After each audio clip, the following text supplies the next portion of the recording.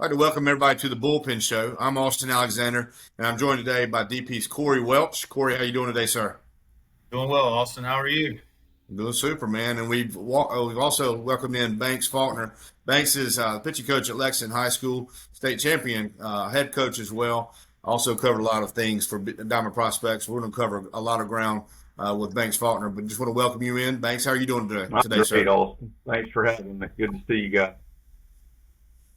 Well, the three of us got a lot that we want to cover. We're going to cover a ton of ground from Little League Baseball, take a glance back at the Palmetto Games one more time, look ahead to the Fall League, the South Atlantic Border Battle, and discuss all those things. But we'll start first with something that's near and dear to us, and those are the alumni that came through Diamond Prospects at one time or another. They're doing well on the pro circuit.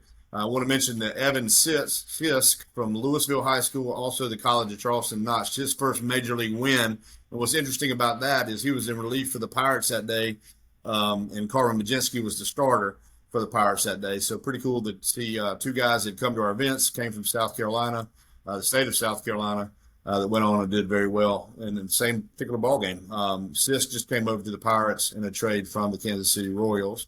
And then Jeffrey Gilbert, he's been on our podcast before. He's worked our events. He's helped cover games for us in his off seasons. Jeffrey Gilbert, left-handed pitcher in the Yankees organization, just got pulled up from single A to double A.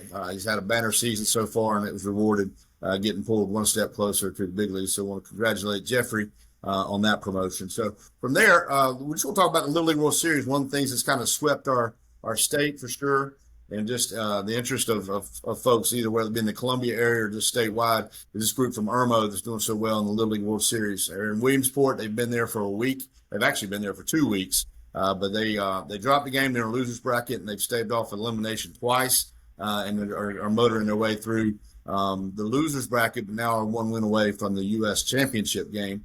We all three were able to watch that ball game last night. So I just got to talk a little bit about what you guys have been able to see with this team, some different things that you were able to see in that ball game last night. There was a thrilling victory ending in a walk-off extra inning win, come from behind win for the Irmo bunch. Corey, we'll start with you. You were able to watch the game. What were your thoughts? Yeah, it was. It was an interesting game. I thought early on was it South Dakota, one of the Dakotas. I couldn't remember. Yeah, South Dakota. They barreled some balls up really majority of the night, and then busted it open there in the seventh to and everybody at that point had to think the game was over. But it was for at that age, one thing I've learned from coaching that at that age too is like you don't know what to expect. Anything can change on the drop of a hat. And it was real interesting how the game unfolded. How the team from Irmo couldn't score any runs with guys in scoring position early, and then just cashed it in there at the end. But as I'm sure we'll talk about a little bit more, there's some interesting things that went on in that game that changed the outcome a good bit. Bill Banks, you and I were actually watching the ball game together on Wednesday night. So I've got an idea of what you got here. But when you watch these 12-year-olds, in a lot of cases, you knew some of these guys. Some of these guys have been in the facility that you work out of, so you got some personal history with some of them. But as you watch that ball game, what was your takeaway? Yeah, they're gritty. I mean, they just keep playing, and the one thing they've done well the whole time they've been out there is they pitch. I mean, I thought I was a little concerned last night going in that there was going to be all drop ball. From the top guy to Levy and then Westbrook. I thought he was really good the other night, but they were sort of ready to big guy go for the first two games. And then I thought the Miller kid threw well. They played a really good defense, and they had to make a lot more plays last night than obviously they had to make when Gillette's pitching scrapping the ball. But I thought the Miller kid did a nice job. Like Corey said, I think they've had some offensive difficulties, but it was impressive watching them. When you get down 6-1 and you're looking at elimination, that's a big mountain to climb. And, the bottom of the lineup is really what did it for them. And, what I thought was so impressive is they were able to put that together with their best offensive guy really doing nothing in that game.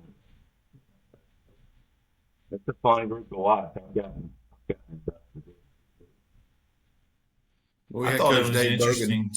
Go ahead, Corey. Two, in the sixth inning when they were down 1-0, the first baseman. I'm terrible with the names, but you know, even his demeanor and how he plays the game, like I've been real impressed with. But to be down with to draw that walk Yeah. in that 2-strike count and to just fight, and then it is one run. The next kid got out, but I just thought his composure right there was that you don't usually see that at that And age. how about the third base coach? I mean, I think everybody in the world, my phone was blowing up with people saying, you got to send him there. And I would probably agree. But if he sends him, I mean, he's out 30 feet in the game.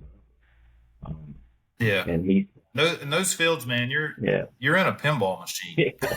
I've noticed that, like, even the play at second base where if he just tags him, they just score that one run to make it 2-1. But because those fields are so small, like you're as a relay guy, I mean, you really have nowhere to go. I was one of those guys who was probably thinking they had been pretty anemic offensively to that point. If I got a ball in an outfielder's hands, I'm going to force that guy to make a throw. And he did make a perfect throw, and he probably would have been out. I probably would have been that third base coach that predetermines if there's a ball hit to an outfielder, I'm going to take my chances here versus getting another hit. And to that point, they were having trouble offensively. One of these things that we've seen with this group, and if you think back to, if you know the history of this group, they came from behind against the team that had won the national championship last year was in their regional. They defeated them coming from behind 4 runs in the bottom of the 6th just to get to Williamsport. So they'd shown the propensity to be able to come from behind big leads that the other club had.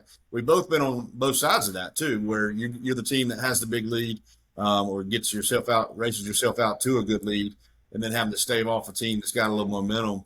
Also been the team that's just trying to basically run the line up there and start accumulating base runners to put yourself in a position to be able to tie the game, maybe win the ball game. So what that group has certainly shown is Coach Dave Bogan, who was on our podcast last week, he's always got a key word for his boys. And last night they picked up on it, and it was believe. You got to believe. But we've all been there. When you're down 6 and you haven't been able to do a whole lot at the plate, it's really hard to believe. But when you start to accumulate base runners, then you start doing the math and you realize if we can just get this guy to play, if we can just get that guy to play and just continue to pass the torch, which they did.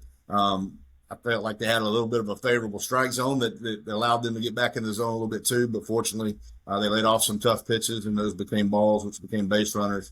And then, of course, Andrew Bogan hits the ball to right field, and if that guy makes a play, the runner at first base probably gets doubled off, and the ball game's over that way. And instead, it lands down, and they survive to play another day. So it's certainly been a lot of fun from the people that I've talked to be able to talk to you guys about it too. Guys of us. Even though, Corey, you coached your son at that age, and so have I, with the exception of that, we don't see a ton of 12-year-old baseball. We usually consumed with baseball at the older ages. But it's been fun to see how they've captivated an audience, not only, here locally, but they're kind of the darlings nationwide too, in the way that they've been able to win. So certainly wish those guys luck going forward. Any other things that you guys want to add to not only what we saw last night, but also this club in general?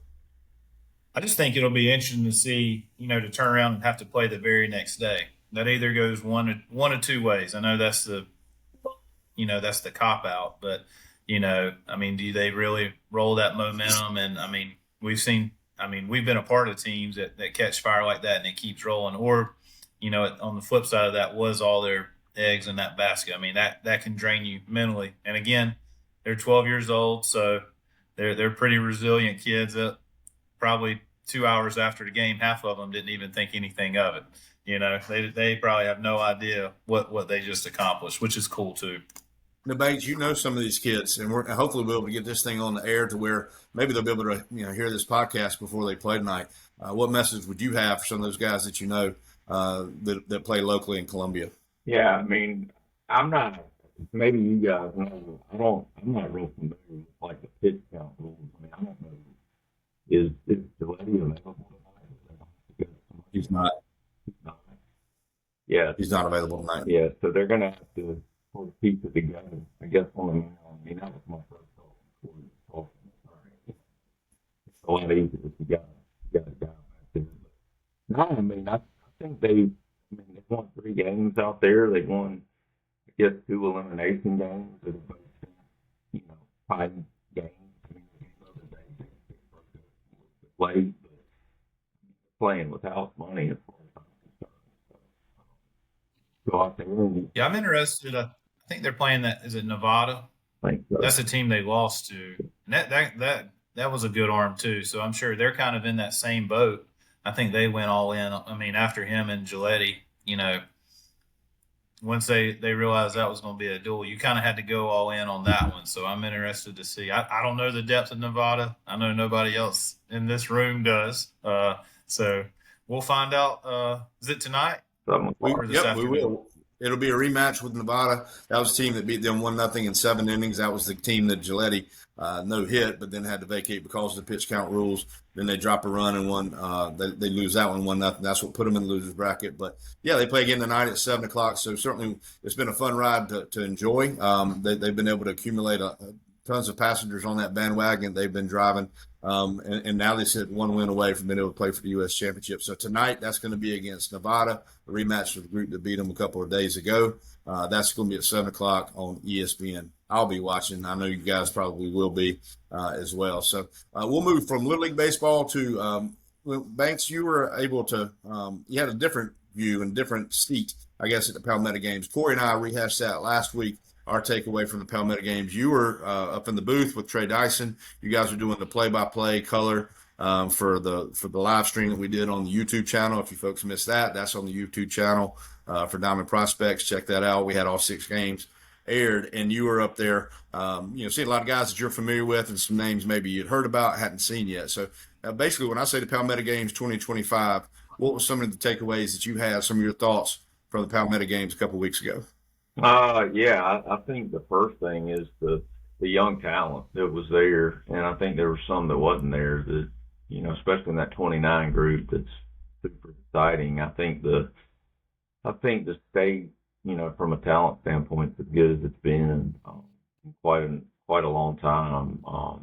But just really, I'm just amazed at the arms that keep rolling out there. I mean, it used to be when 88, 89 would sort of raise your eyebrows. Now it's sort of commonplace. And I guess not just the velocity, but also the pitchability of these guys. And, sometimes I don't really have anybody specific that I would talk about.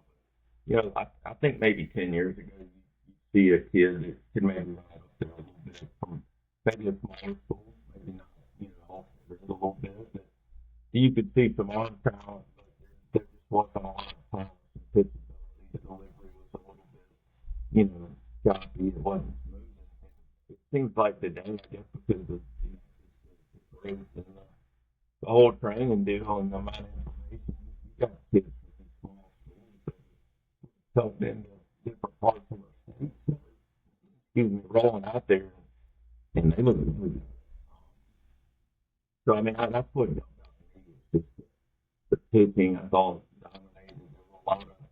There weren't a lot of guys that went out there and just threw consistent ball force. I mean, there was a lot of guys that were, throwing the ball.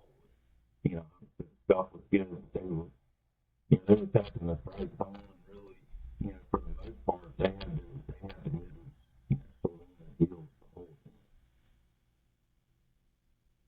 You're right, and of course that's what leads us to be able to get ahead on the schedule when the pitchers throw strikes, quick outs. The lineup doesn't turn over as much, but the games move quickly, and I thought it was a pretty well played event as well. We certainly enjoyed it. And you mentioned the state of baseball in the state of South Carolina is as good as it's ever been. We've had a lot of good players come through here. Obviously, a lot of guys have gone on to have wonderful careers, and we've had a lot of good Palmetto games. That was our 18th one, and the first 17 were pretty good too.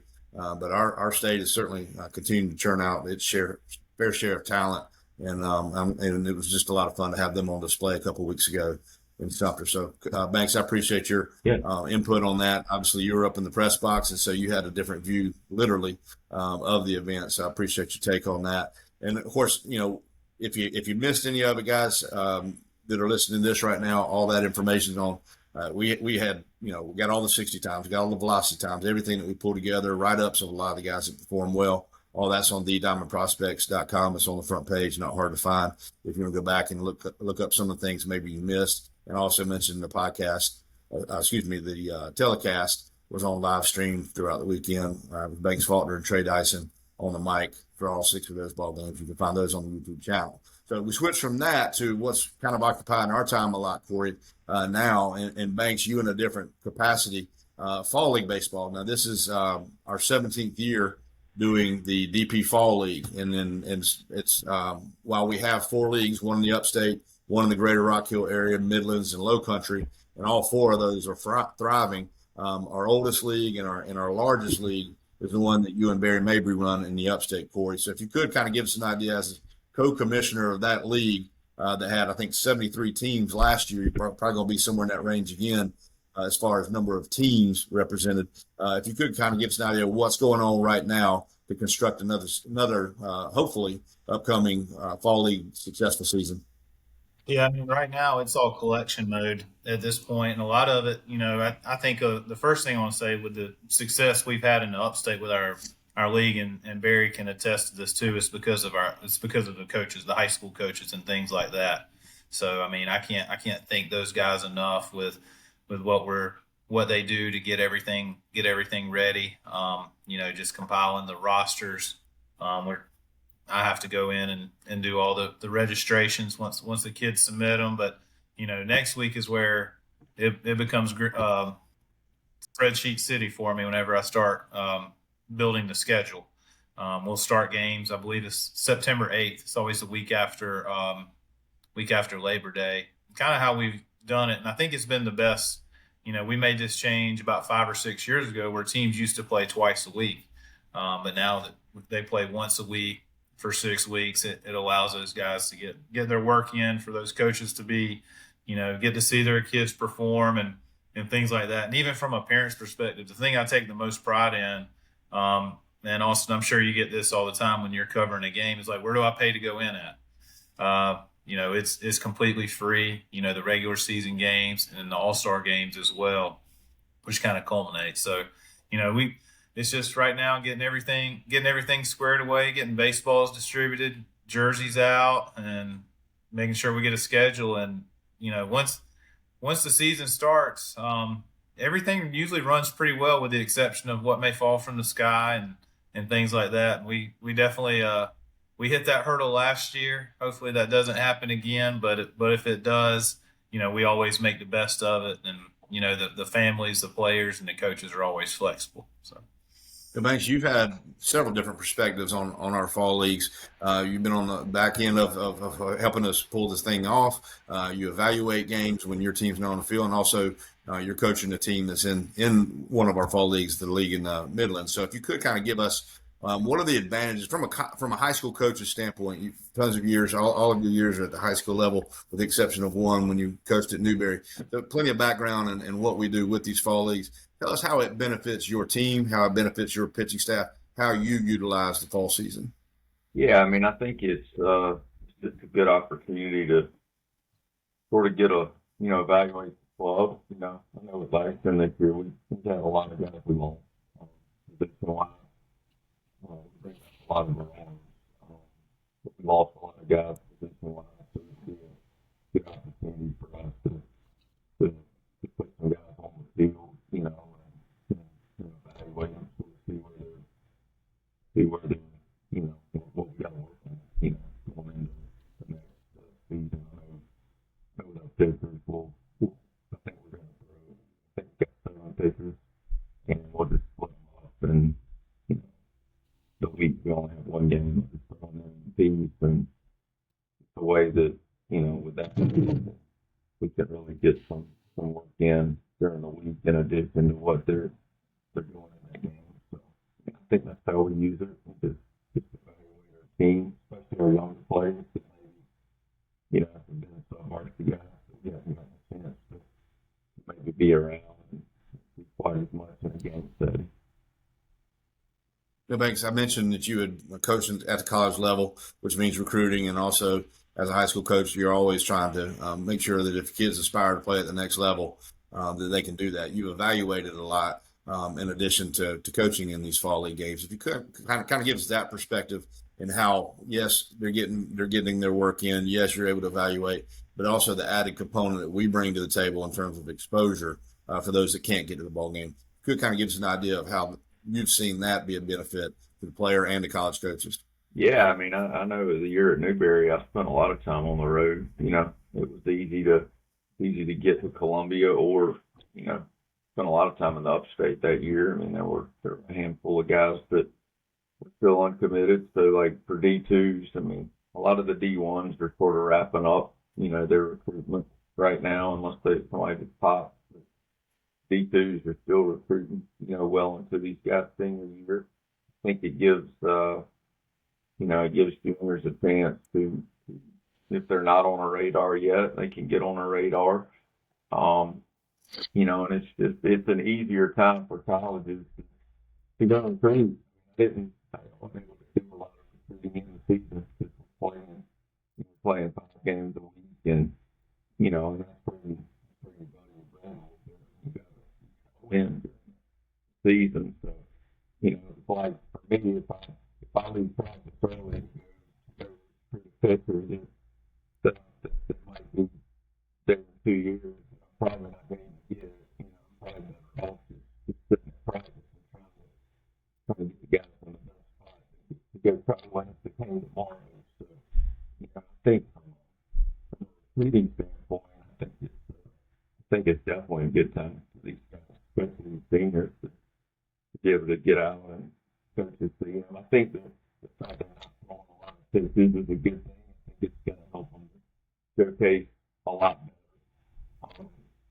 And then, get opportunities, especially for these young guys. I know last year, like Robert missed his whole freshman year, and I knew about Robert, but nobody really knew him. And he goes out last fall, he has a really good fall, sort of gets on the radar. So then when he goes out and has the year he had last year, it's not just completely out of left field. There's a little bit of history. There's more in the fall league.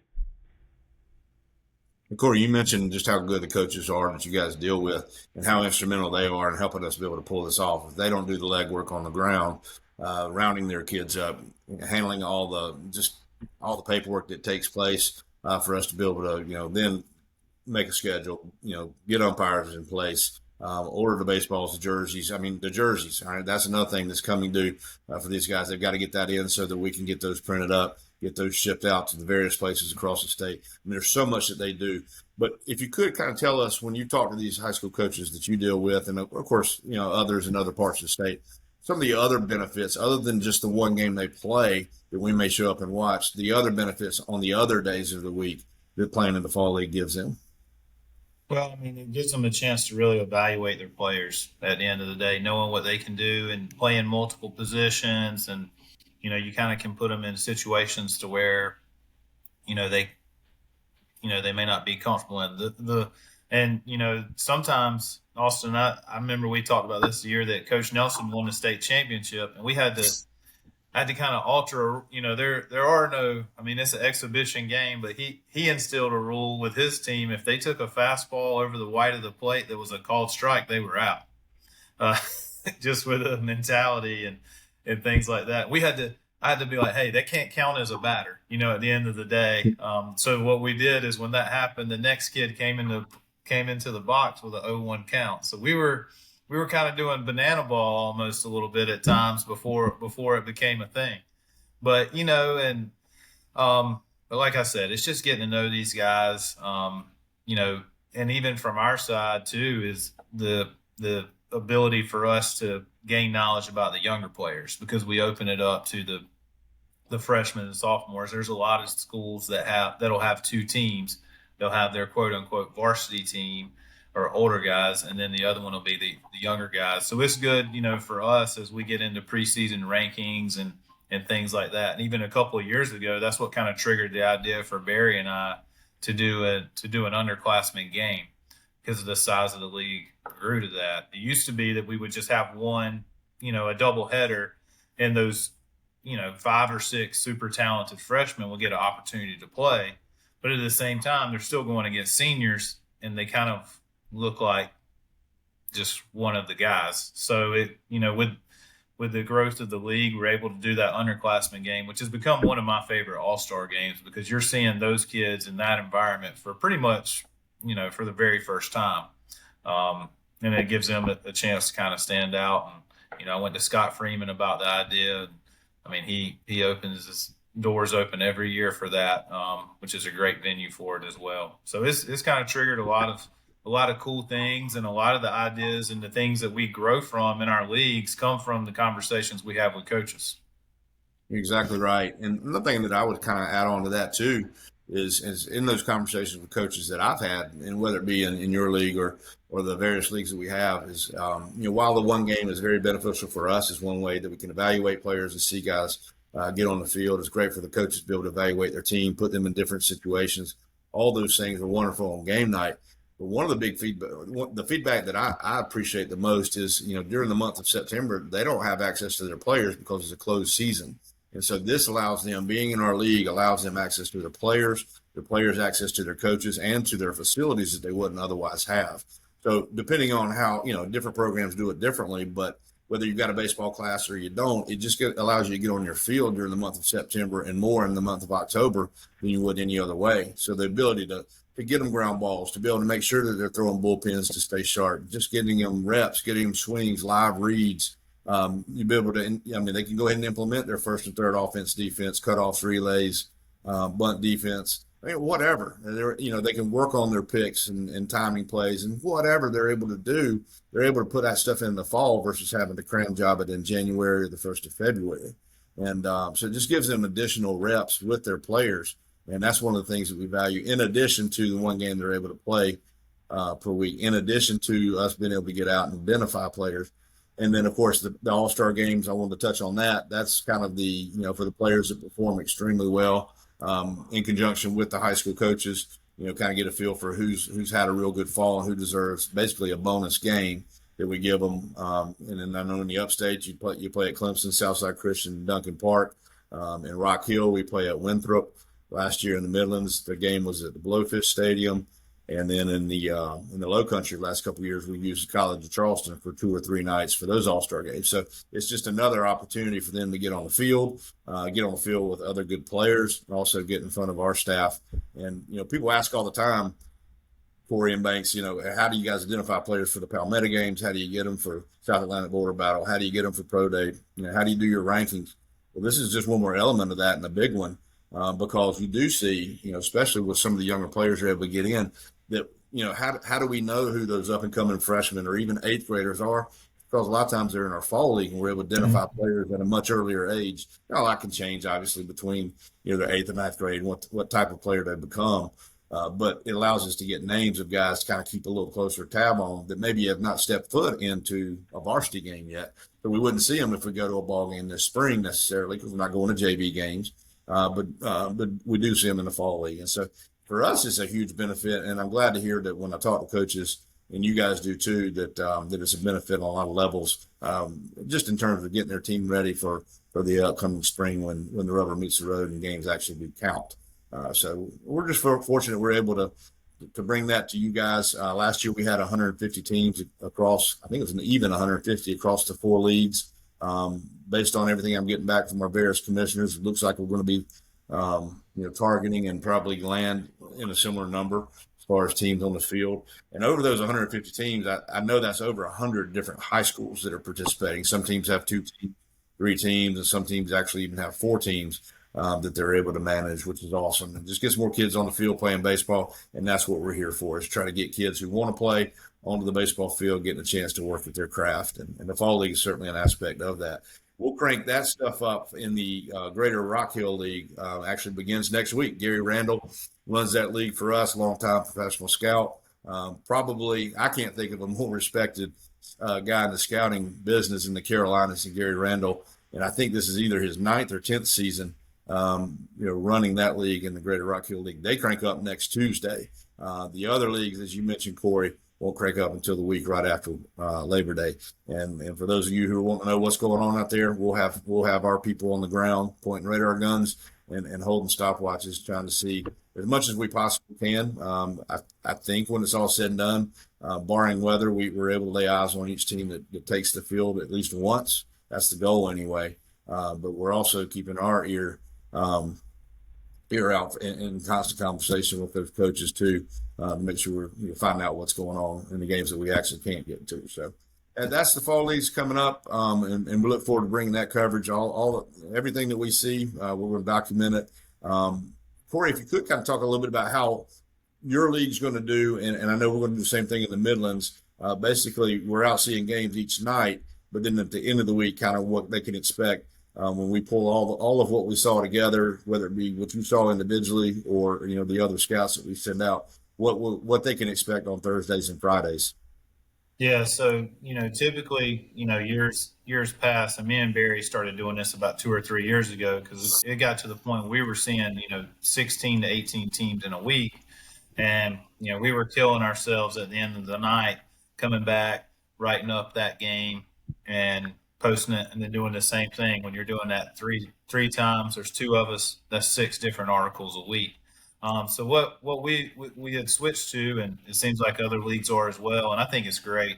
During the week we have the presence on social media while we're there and things like that. And then, on Thursday or Friday, we'll do a recap of, what all we saw, which players stood out and things like that. And he and I kind of collaborate together in that regard, and anyone else that may pitch in during the week, because I know each week we have 8 teams at JB Red, so someone on our staff's there every week, just because it's such an opportunity to see so many guys at one time.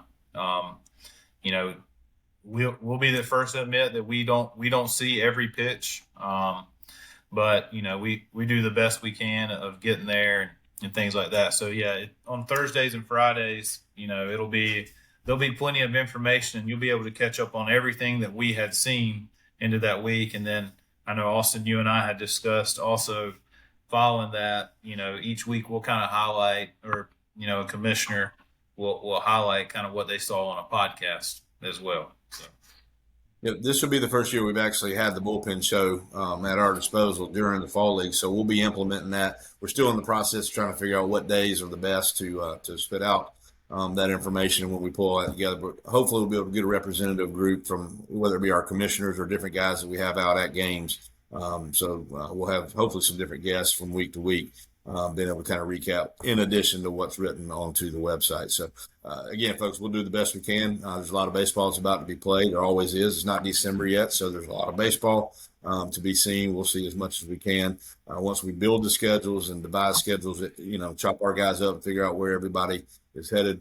And hopefully we'll see you guys out at your ballpark or somebody's ballpark over the course of the next 2 months. So that's something you can be looking forward to, and Corey hit on it as well, whether it be information on the website. If we're out at games, we'll have a social media presence. We know that's a big deal in 2025. So, hopefully we'll be able to get some of the better performances. We see some of the better guys that we are able to lay eyes on over the course of the fall. We'll be able to spit that out in real time, both on Twitter X and also on Instagram. So we go from there. That's our fall league, and there's plenty more to come where it comes to that. We just want to kind of touch on that and give you an idea that that's around the corner. What's also around the corner is the South Atlantic border battle. We posted that information yesterday morning for the 2026s. And just so let me kind of give everybody a little bit of an overview of what that is. This will be our 18th South Atlantic border battle. Years ago, it was designed with someone that runs a successful travel program. We put that together, and we handle the South Carolina teams. They would handle the North Carolina, Virginia, and Mid-Atlantic teams. And that's the way it was for a number of years. Major League Baseball, in year 5 or 6, they entered in and said, this is a good event. We want to be a big part of it. And they have been. There's been a tremendous addition to the South Atlantic border battle. And what basically they do, the different organizations that decide they want to, I guess, do a team or have a team. And what they do is all the players, all the participants will wear Major League jerseys. So a lot of these jerseys have actually been worn in spring training for the various teams that actually, promote a team. And what's also cool for the players is while they're wearing big league uniforms, they also have major league scouts that are in those dugouts, and these are the major league scouts that are from the area that they actually hail from. So, on a South Carolina team or a North Carolina team, these are the scouts, from the 30 different various teams. They're the ones that are in the dugout that are scouting your area. So that's an added bonus for the guys that have been invited to that. And then we also have the uncommitted game that we added last year, and was a wild success as well. So, Corey, I just want to kind of make sure people knew what this event was. So just a handful of players from South Carolina are selected, handful from North Carolina, also Virginia and the Mid-Atlantic, and they all combine in Asheboro. All that information is on Diamond Prospects. That's going to be September 12 through 14 at McCrary Park in Asheboro. But Corey, you were able to go last year, and you were actually in the dugout when the South Carolina guys were active. If you could kind of give us, from the dugout and from an evaluation standpoint, your takeaway from it in years past, how this event can benefit the players that are attending. Yeah, I'll start with the border battle first, and I tell people all the time, out of all the events that we have in South Carolina, this is the most difficult one to make, just because of the sheer numbers and things like that. So to get an invite to the border battle is a huge honor. We kind of, this year the Mets have sponsored it for countless years now, but this year it'll be the Tampa Bay Rays will be where the South Carolina guys hail from. But they go out there, you get a chance from a pitcher's perspective. You're facing the best hitters in various states. You throw a couple of innings, usually no more than two. And then just get to compete, get to be in the dugout with those scouts. Especially the coolest thing is like when they make a mistake, they're going to ask you, why, or something you did well. So it's kind of a little interview process while you're in there too, and you're doing that at a very high level competition. And that's for the seniors. The underclass game, that one is a culmination where this year, the past couple of years, we've combined with North Carolina. And that makes that one very difficult. I know last year, personally, that 26 South group was one of the more talented. They arguably were the most talented team in the entire event. North Carolina has a strong record. They got some good players as well.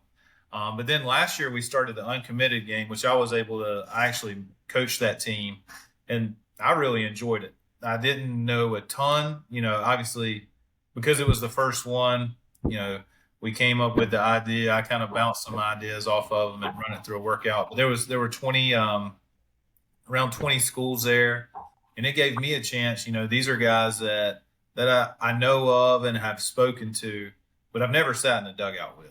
And getting to do that and play the game, and countless of them after that event were committed. It's obviously we just wrapped up Palmetto Games and things like that. But once the schools get back get their players back in, you kind of reset. They're already looking towards next year and things like that. We keep it mainly to the 2026 as the rising seniors. I know last year we had a couple in there. We had a couple of 26s, even though we were majority 25s.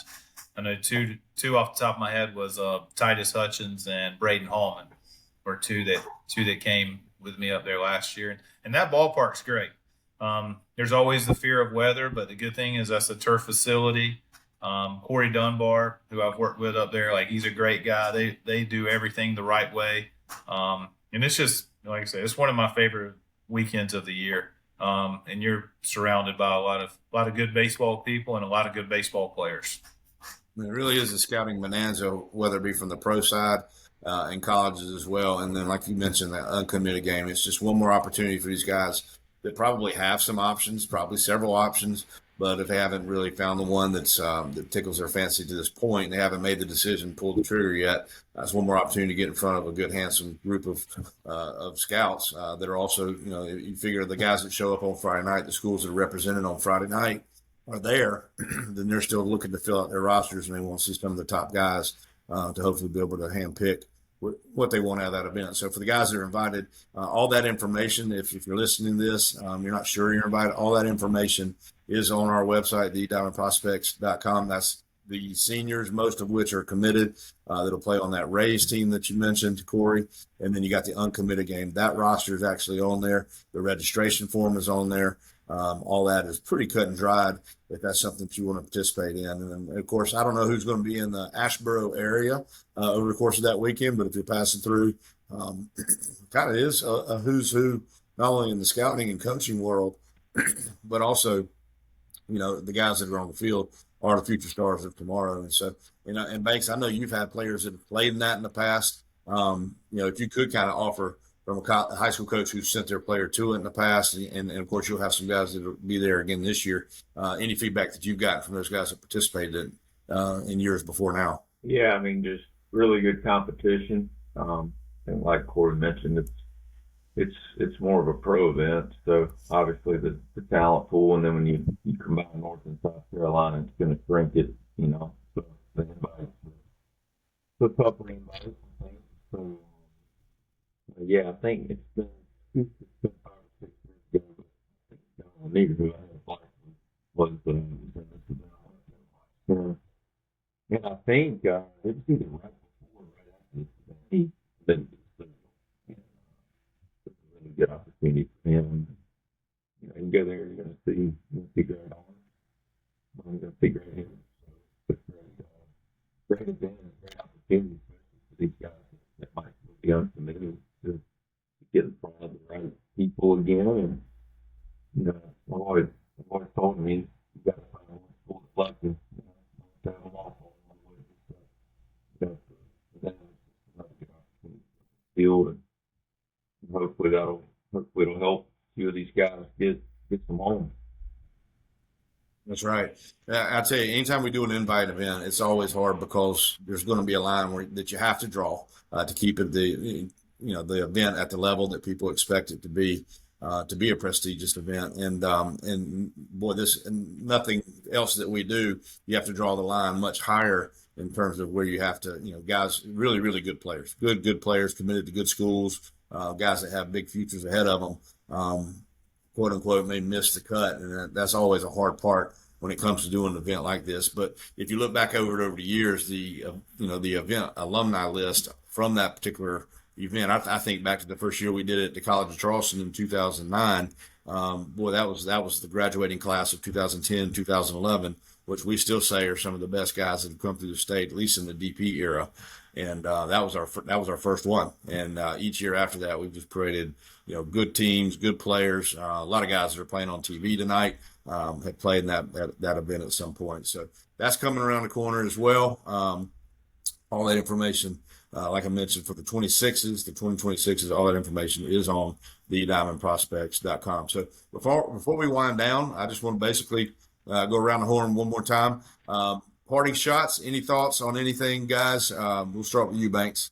Yeah, go Irmo. I'm excited to see him tonight, and I think keep this thing rolling. Corey?